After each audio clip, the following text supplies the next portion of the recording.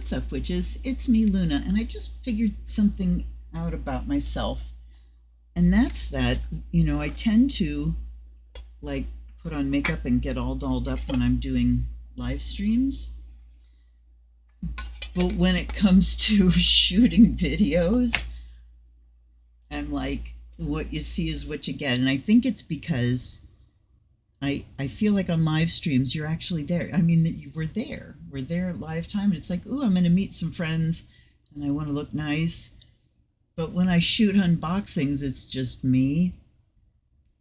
It's odd. It's kind of odd what your head does. But, nonetheless, here I am in my summer uniform. When I bought this dress, I said, I'm going to spend every single day in this dress in the summer. And I have. So, anyway, here I am, warts and all, for an unboxing today. And this is one of the birthday haul decks. This is the Fairies Oracle deck and guidebook, and this is from RP Studios. I have one other deck from RP Studios, and that's the Queer Tarot. So I'm glad to have it because, again, I like exploring these kind of very small publishers that just have a few offerings. Wisdom, inspiration, and magic from folk tales around the world. So you have this kind of folk arty look. And we've got a snappy box, RP Studio. From Korea to Ireland, Senegal to the Louisiana Bayou, fairies are everywhere, offering magic to those who seek them. Inside, you'll find a deck of 40 lushly illustrated oracle cards celebrating fairies and fairy concepts from various folk traditions, a companion guidebook with cultural context. That's so nice. And inspiration for incorporating fairy magic into your everyday. Copyright is 2023. This just came out, I think it was July 25th or 26th. So this is brand spanking new. And was a gift from my daughter. So look at this nice little, snappy box. But it's the kind that has a little, the book is sort of tucked in here from the back cover of the book, so you can remove it. I like that. And then we have a little box for the cards. I like it. Let's take a look at the book. This is by Eugene Fletcher, and the illustrations are by Camellia Pham, Pham. We have introduction, and then we have, oh shit. I'm looking at the contents, and I'm noticing that the cards are not in alphabetical order. So I am assuming they're going to be numbered. Let's read the introduction. As a child, I was always fascinated by fairy tales. I grew up in a bubble due to severe asthma, which made my interactions with other kids extremely limited. All I had were my books, my family, and the occasional daydreams of a grander world where I could play outside and explore, where I wasn't confined by my body. Boy, I can relate to that. I became obsessed with stories about fairies and the many adventures they spurred. In the library or my bedroom, I could feel their jubilant light fill my heart, delivering me to two beautiful faraway places that I could only dream of. Everyone deserves a magical mediator or guide to help them as they move through this ever-shifting, ever-chaotic world, and how much better if the help were to arrive in miniature. Fairies should not be underestimated for their size, however. They're known to be fierce, temperamental, and capricious. They love to play tricks, and their attitude can change from friendly to ferocious without warning if they are offended. How they favor you ultimately depends on the kind of energy you exude. Fairies tend to favor those who seek them, who believe in their powers to bestow luck and take it away. I love the writing so far. It's concise, it's clear, it's easy to read. I believed as a child, and I still believe as a fully grown adult. The 40 fairies and fairy concepts chosen for this deck reflect a wide range of cultures and histories, from Korea to Ireland, from Senegal to Louisiana Bayou. Okay, so there's the thing that was on the back. Let's see. From the to those who seek them. Oh, maybe it's different.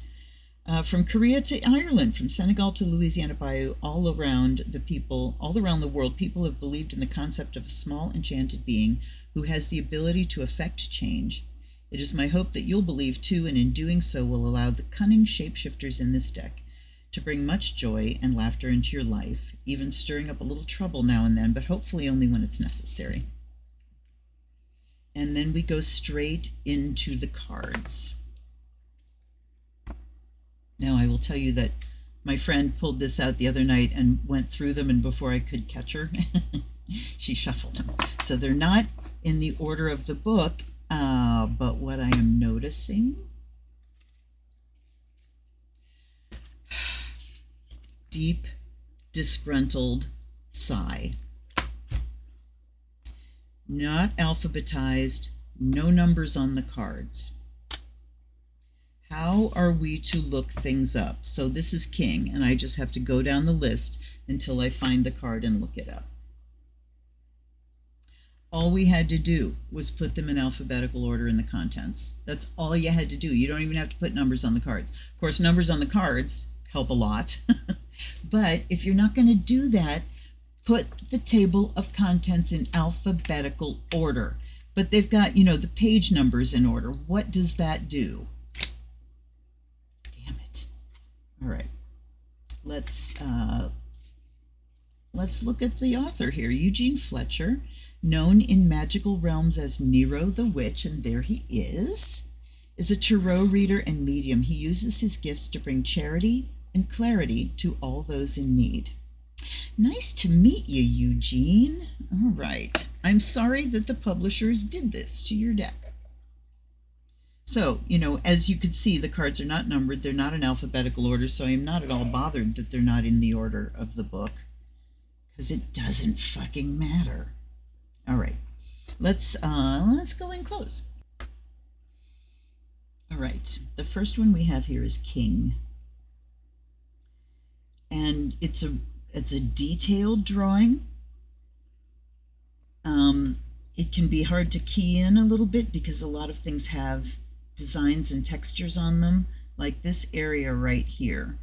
There's shapes, like these winged shapes, but then there are shapes within those shapes, and it's kind of hard to really tell what I'm looking at. And I guess I'm looking at some kind of armor on him.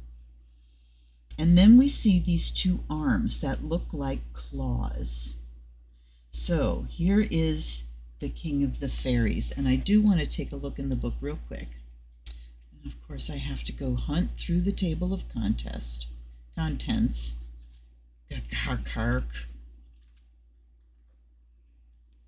right. Oberon. This is Oberon. Is a legendary figure who appears in multiple instances of medieval lore, but it was Shakespeare's Midsummer Night's Dream that turned him into a household name.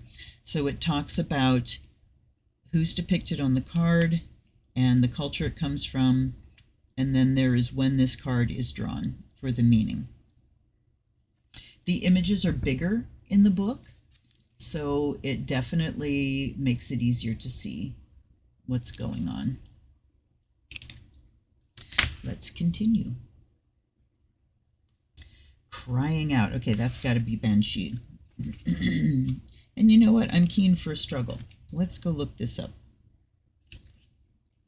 It's got to be the Banshee. If I'm wrong, I will be sad. A Banshee. Yes. Okay. Crying out. Ring around the fairies. We have a fairy ring, a mushroom ring. Good company. Is that the good fairy, perhaps? Bad company. Oh, okay, so I'm assuming these go right after each other in the deck. Yes. So this is the Seelie Court, and that's the Unseelie Court. Yes.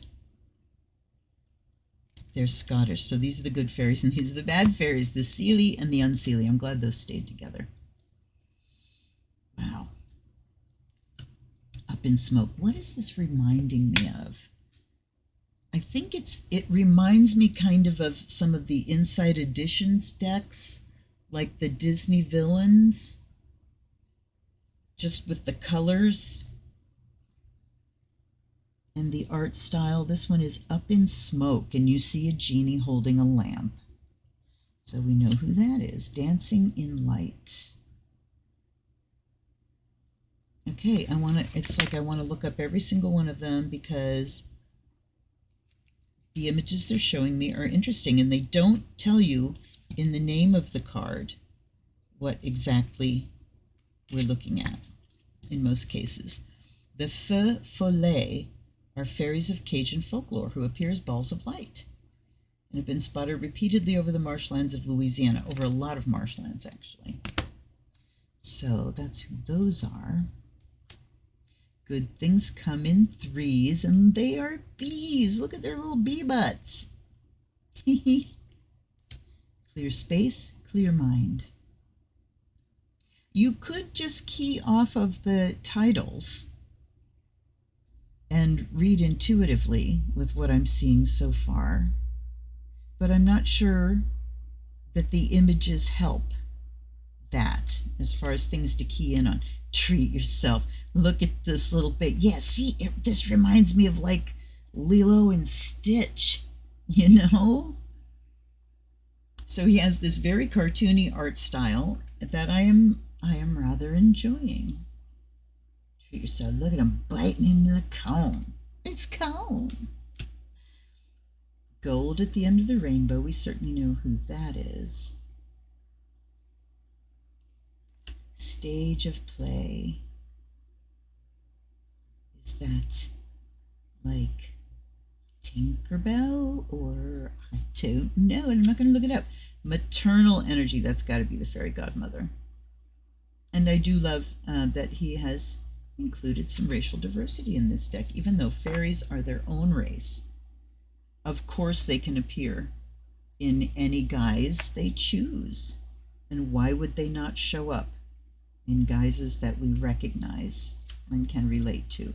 Here's Sacred Treasure. This looks Indian, East Indian. Divine Feminine, but okay, this is interesting. Divine Feminine, but we see a faun or a satyr playing pan flute. So we see Pan, who is male. Okay. Let's check him out and see what's going on here. The satyrs of Greek mythology are described as part man and part goat, similar to the faun. The satyrs' defining characteristic is their erections, which are permanent and outsized.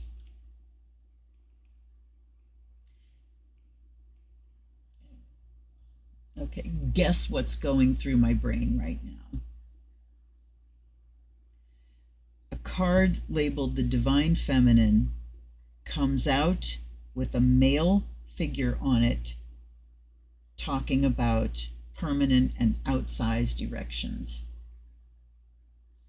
I don't like that one little bit.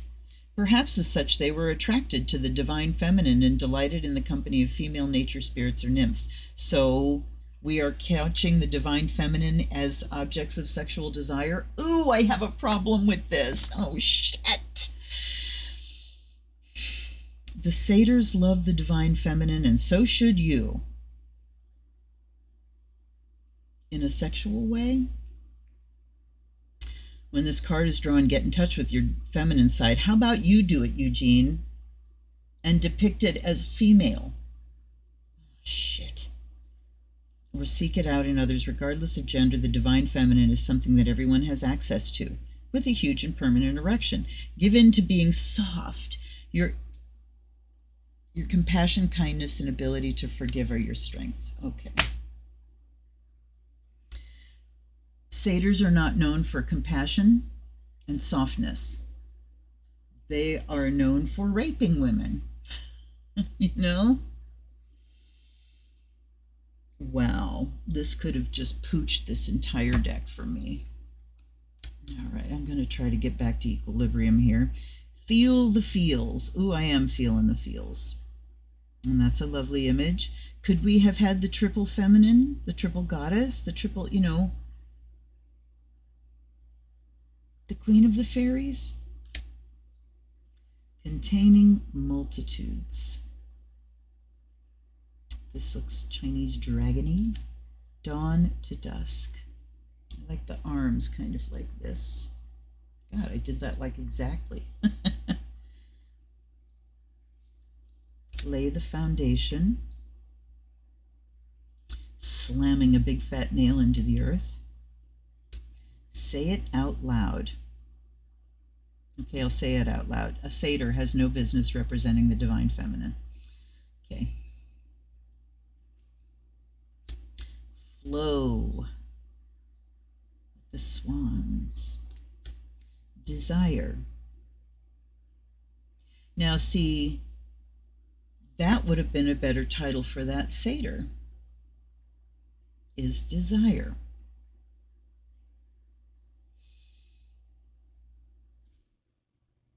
Time to tinker. Maybe that's Tinkerbell. Let's find out. I just got to get my head in a different place here. Tinker, Peter Pan. Yes, this is Tinkerbell. Okay. The elements.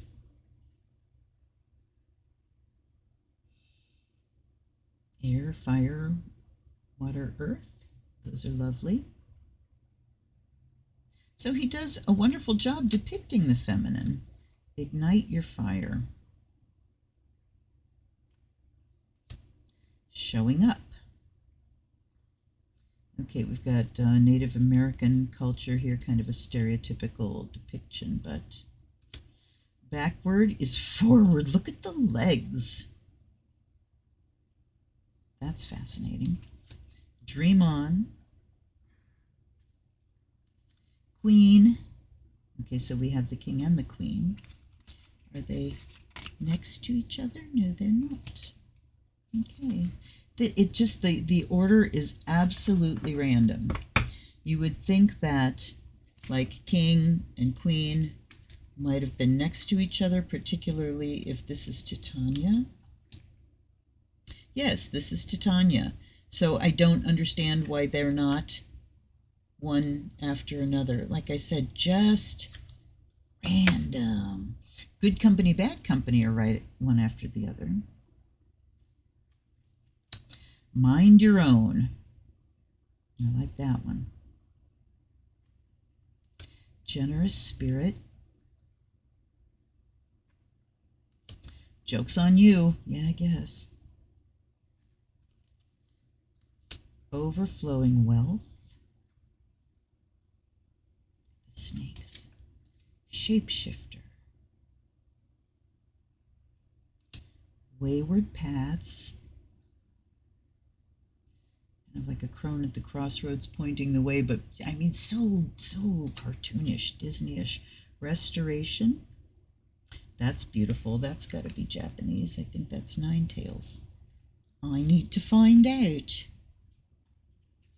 Nine Tails from Okami, the Okami game that my children have played a million times. Yes, Japan and Korea. Kitsune and Kumihimo. Okay. Tipping point. That's an interesting creature. North, south, east, west. Lighting your path. And naughty, naughty. All right, charcoal is lit, and my mind is just grinding away on this right now.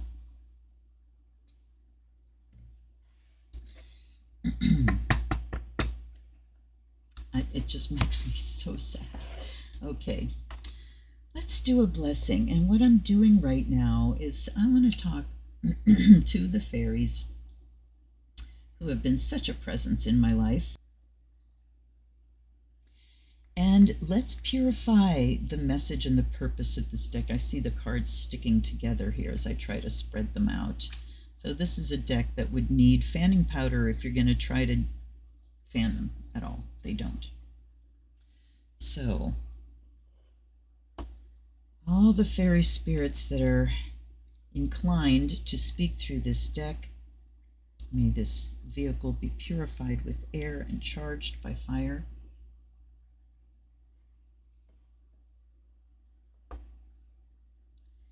By water and earth, may you be blessed and made whole, cleansed.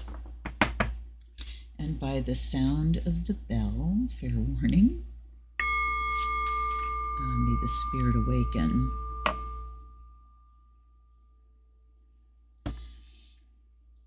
Guides and guardians, allies and ancestors, most especially the wee folk, the good people, the fairy folk. I invite you to use this as a true vehicle for your messages. And please, if there's something that I'm absolutely missing about that card, would you please help clarify for me? Did my charcoal not light? Oh, no, it did. All right. I offer you fresh water. I offer you the fire of Azrael. And, of course, to all my guides and guardians, thank you for being here. And you will, of course, filter whatever the fairies choose to throw my way, because sometimes you got to be careful what you ask for, especially with the fairies. Let's try a shuffle. Now, cardstock is thick-ish, but it's bendable enough, and there's only 40 cards, so I'm assuming they're going to shuffle all right. They're not going to cut shuffle all right, but I have hope for a riffle. Oh yeah, riffle's great. Oops. They are very bendy. It's not a big deck. No problem riffle shuffling. But cutting is going to be chunky and uncomfortable.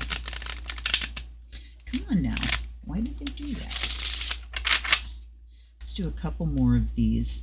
I would love to know your thoughts on that Divine Feminine card. I really would love to know your thoughts.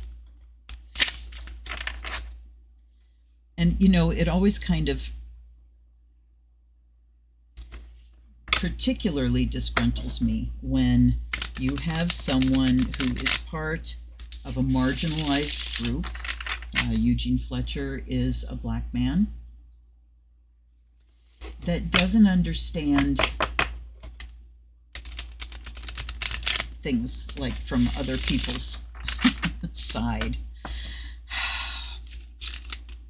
There was okay, well, here's our first one. And I will note also there's no mention of how to use these cards, how to read these cards, how to bless these cards, spreads, nothing. There's nothing else but the cards. A couple of years ago, I think it might have been coming up to the 2020 election, as a matter of fact.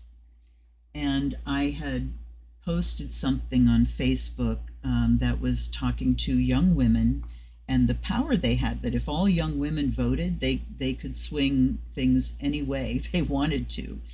And someone I know checked in on that and made a comment about, oh, you know, they already have the power of, you know, causing men erections. I read it as erections, and they already have the power, you know, instead of election. And I remember just going, oh, and this was in the height of the Me Too movement as well. And I thought about it. I wrote so many responses and deleted, right, delete, till I could be non-inflammatory myself. And what I ended up posting was, this is a post about encouraging young women to vote, empowering young women with, you know, to vote. I'm wondering why penises needed to be mentioned. And I feel that way with this. Divine Feminine, the goddess, that's me. And I get told about permanent and outsized erections. It feels invasive. Okay, now to the fairies. Sorry. So Ring Around the Fairies is the first one that comes out. Let's take a read, and then we'll see what we want to add.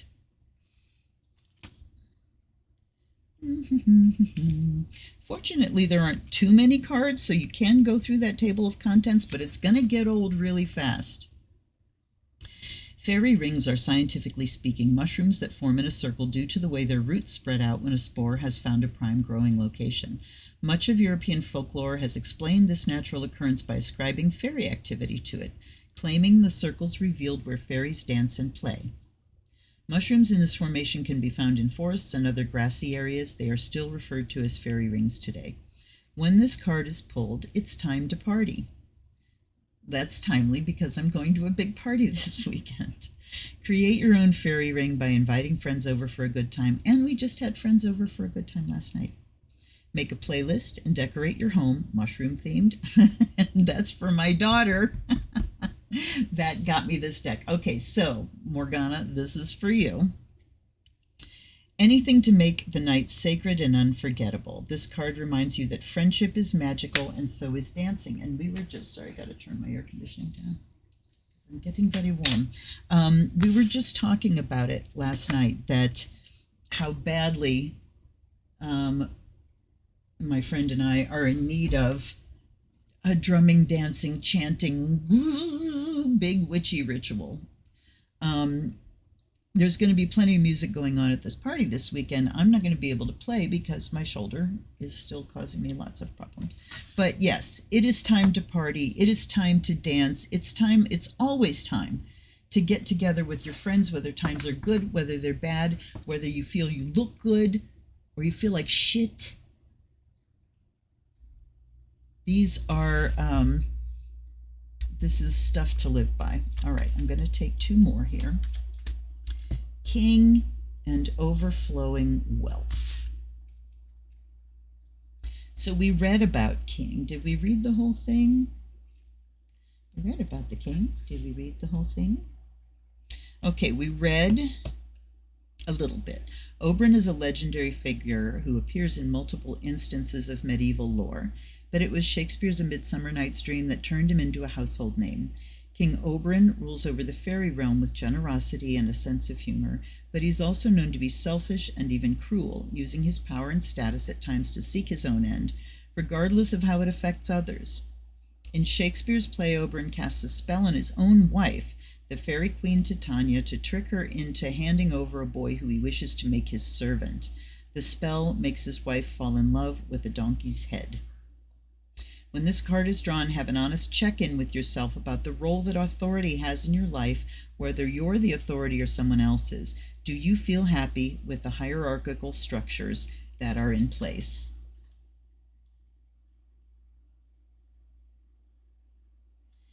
And then let's read Overflowing Wealth.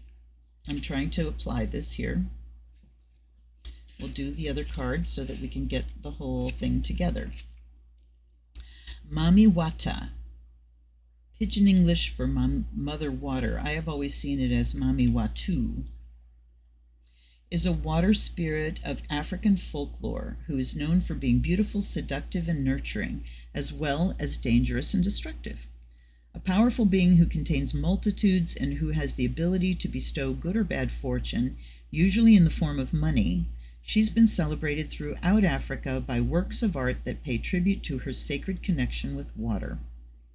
Half woman and half fish, Mami Wata's image is one that has changed repeatedly over the years, taking on aspects of different cultures. Her form is fluid, just like the water with which she has such affinity. The card I'm thinking of is the one from Daughters of the Moon, the round tarot deck, the second round tarot deck after Mother Peace, and it shows her on the back, giving birth on the back of an elephant. It's a wonderful card. When this card is drawn, ask yourself, what do you consider wealth? Do you think of wealth only in terms of money? Find a definition that serves you and the richness you've cultivated in your life. Think about this and about this fairy the next time you bathe or shower.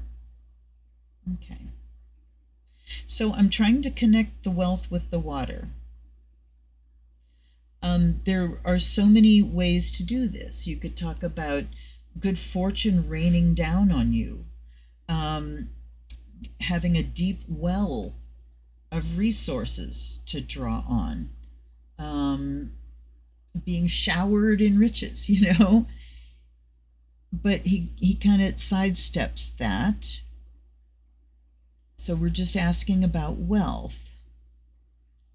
He talks about water, water, water. Okay, she contains multitudes, has the ability to bestow good or bad fortune, usually in the form of money. Okay. So she is a fairy that bestows good fortune. He's authority, and this is talking about just dancing with the fairies. Now, so if I just look at the three separate messages here, it is time to have a good time and to party. It's time to check out the role of authority in our lives and see whether we are we really are the boss of our life. I mean, there are situations where somebody else is calling the shots and then you feel like not the boss of your life, but there are some situations where you really are the boss of your entire life, but maybe you're not fully in that role. Maybe you're not stepping into that role on a daily or a weekly basis, saying, where do I want to direct this? What responsibilities do I have? Because our authority comes with responsibility. What responsibilities do I have, and how do I execute? So authority, we can also talk about executive, people that make things happen. So are you making things happen in your life? How are you using your authority? Are you using it for good or for ill? Are you using it to benefit your own life or not? And then overflowing wealth, I'm thinking about just connecting to that water principle and the idea that wealth flows through your life, and it does need to flow. So here's what I'm connecting with here. The fact that resources, abundance, material goods, money need to flow through your life. Money in particular, when you try to grip on and hang on to it, it can stagnate. Now that's different from like putting money away. That's a very positive thing where you are managing resources and tucking them away so that they can grow for the future. There's still movement, they're growing, right? But if you kind of clamp down on your resources through fear, that's the big key there, through fear, then it ceases to flow. And what happens to water that doesn't flow? It stagnates and it rots. So we need to use our authority and look at how we're handling resources, making sure they flow, making sure we're having fun. And I want one more. And we have gold at the end of the rainbow. So we're going to be reading about Ireland and leprechauns. You may be familiar with the jaunty leprechaun of cartoon cereal commercials, but the leprechaun is actually a fairy of Irish folklore. Usually wearing a tipped hat and leather apron, he is said to live in remote places, preferring his solitude as he crafts shoes for other fairies, all while hiding a pot of gold. Many have tried capturing the leprechaun in order to obtain his treasure, but like many fairies, the leprechaun is a trickster and uses clever methods of distraction. If you can always keep your eyes on him, you just might find his gold. I can't read. Keep your eyes on him, you might find his gold. But if your gaze wanders for even a second, this fairy will vanish. When this card is drawn, it's crucial that you maintain focus. Your goals are certainly within your grasp, but beware of temptations to take your eyes off the prize. Now see, this one makes a lot of sense, because this fairy, if you want his gold, if you want the prize, you have to not remove your gaze from it. So I would say here's where we bring our joy and our authority and the wealth that flows through our lives, and we focus in on the goal. And that comes right under the having fun part. So the side quests are using your authority, dealing with resources. Those are both very practical, but the main goal in the middle is celebration, dance, and keeping your eyes fixed on that prize of full enjoyment in life, joy, celebration, ecstasy. So you can get a reading. You can definitely get a reading from him, but man, I am so tempted to just throw that Divine Feminine card out. I would hate to throw the Divine Feminine out, but, put another picture on it. But that one has me absolutely fucking baffled. So Eugene, I'm going to see if he has a channel, and I'm going to drop the review in his on comments on something if he has a channel. But Eugene, if you happen upon this video, sometimes new authors will search what people are saying about their decks and stuff. And I would like to say it's wonderful, it's beautiful, all except for the Divine Feminine card. You missed it by a fucking mile. All right, you guys, let me know what you think. Again, I love every deck that I add to the collection. I learn something more. And, main message here today is you really can get a reading out of everything. He does have good writing. You can connect the fairies to the message that is being put out. But, number the cards or put them in alphabetical order. Make it easy for people and fix that one. If you go for a second edition, please fix that one. All right, you guys, take care. I'm glad you hung out with me. I hope to see you next time. Until then, this is Luna. Blessed be.